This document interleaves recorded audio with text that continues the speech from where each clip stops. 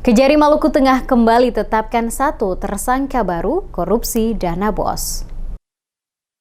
Perburuan tim penyidik terhadap para tersangka kasus dugaan korupsi dana BOS Dinas Pendidikan Kabupaten Maluku Tengah membuahkan hasil dengan kembali ditetapkannya satu tersangka baru atas nama Frit Lukas Sopakua. Kasipitsus Kejari Maluku Tengah Junita Sahetapi saat memberikan keterangan kepada sejumlah wartawan membenarkan tim penyidik Kejaksaan Negeri Maluku Tengah menetapkan satu tersangka baru pada kasus dugaan korupsi dana bantuan operasional sekolah atau BOS Dinas Pendidikan dan Kebudayaan tahun 2020-2022. Dikatakan Sahetapi, dari hasil perkembangan pemeriksaan yang dilakukan tim penyidik, penetapan Frit Lukas Sopakua sebagai salah satu tersangka karena yang bersangkutan terindikasi menikmati sebagian dari hasil penggunaan dana BOS, baik itu afirmasi kinerja maupun dana BOS reguler. Di mana saat itu, Frit Lukas Sopakua bertanggung jawab sebagai pembuat data permintaan dana BOS dalam penyelesaian atau permintaan biaya afirmasi kinerja dana BOS 2020 hingga 2021 dan penyampaian data untuk permintaan dana BOS reguler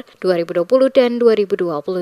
Tersangka Frit Lukas Sopakua mulai ditahan sejak 7 November 2023 oleh Kejaksaan Negeri Maluku Tengah selama 20 hari guna tindakan penyidikan lebih lanjut. Sementara disinggung soal kemungkinan akan ada tersangka lain yang menyusul, kata Sahetapi, hal ini terbuka lebar dan tidak menutup kemungkinan akan ada tersangka lain karena pengembangan penyidikan masih berlanjut guna memastikan siapapun yang terlibat tidak akan lepas dari jeratan hukum. Ya, terkait dengan perkembangan pemeriksaan kami itu selain dengan pelaksanaan kegiatan dalam hal penyusunan data-data sekolah, yang bersangkutan juga terindikasi menikmati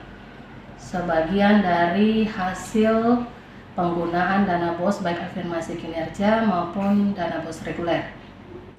Dengan ditetapkan Frit Lukas Sopakua memperpanjang daftar tersangka dalam kasus ini, yang mana sebelumnya penyidik telah menetapkan Askam Tuasikal, Oktonoya, dan Munaidin Yasin sebagai tersangka yang sama dalam kasus dugaan korupsi dana BOS Dinas Pendidikan dan Kebudayaan tahun 2020 hingga 2022 yang mengakibatkan kerugian negara sebesar kurang lebih 3,9